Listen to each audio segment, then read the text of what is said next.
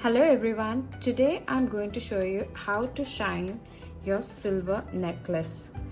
So normally for Tiffany Co, if I have to shine, I just take it to the shop, to their official store, and within 5 minutes they will make it shine and give it to me. However, I don't have a shop wherein I'm staying, so here I am going to do a DIY. So let's start. To shine the silver, I would require a little bit silver foil, baking soda and some hot water.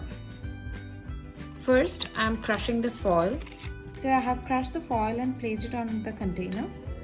So you can use any container. You can use the plastic or the glass one. Onto it, I'm adding some baking soda. And I'm placing. So you can see it's bubbling. Having this silver necklace for almost 5 years.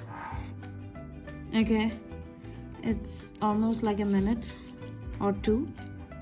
So let me take this out. Oh, it's hot, it's hot.